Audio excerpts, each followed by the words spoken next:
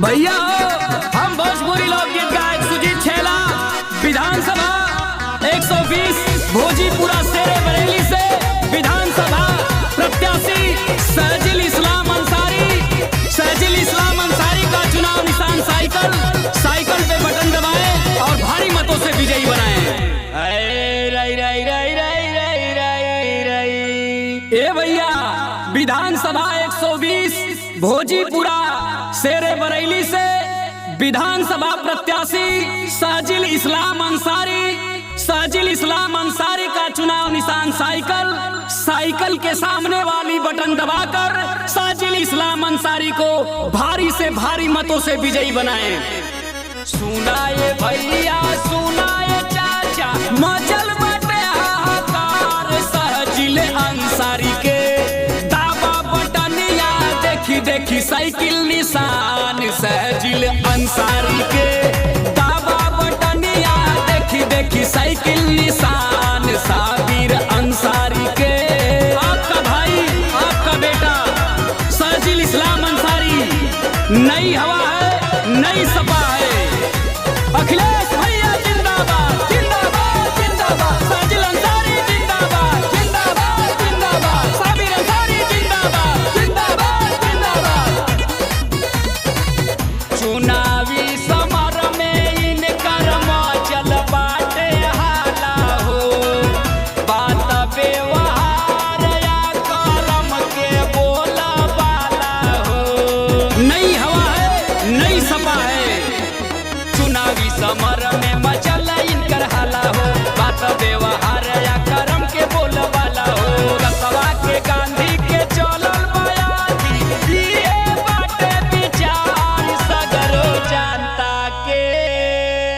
ए भैया एदा पारी सहजिल इस्लाम भाई के भारी से भारी मतों से विजयी बनाना है साइकिल की बटन दबाना है। विकासवा के गांधी के चलल बयानी ये बाटे विचार सगरो जनता के दावा बटनिया देखी साइकिल निशान सहजिल अंसारी के दावा बटनिया देखी साइकिल निशान साबिर अंसारी के।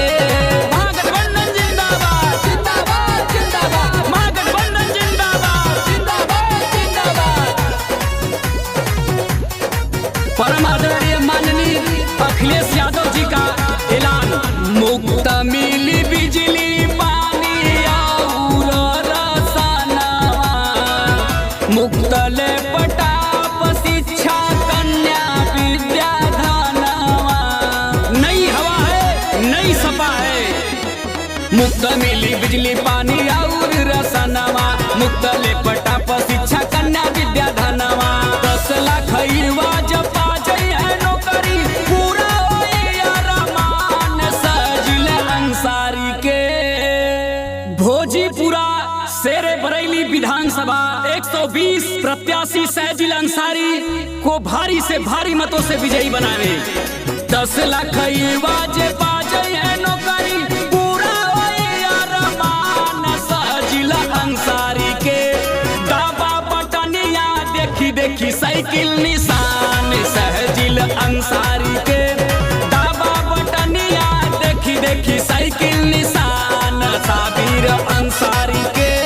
सहजिल भैया जिंदाबाद जिंदाबाद जिंदाबाद सहजिल भैया जिंदाबाद जिंदाबाद जिंदाबाद साबिर अंसारी जिंदाबाद जिंदाबाद जिंदाबाद।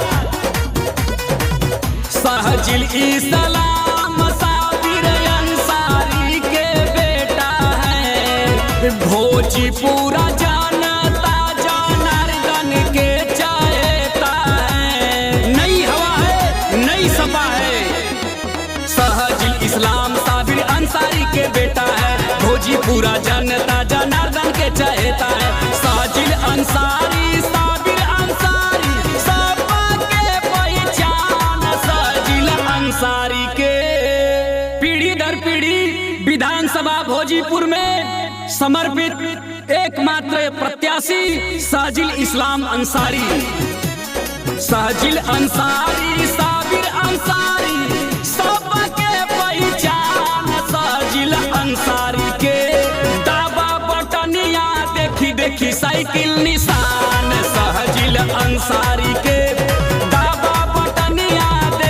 देखी साइकिल निशान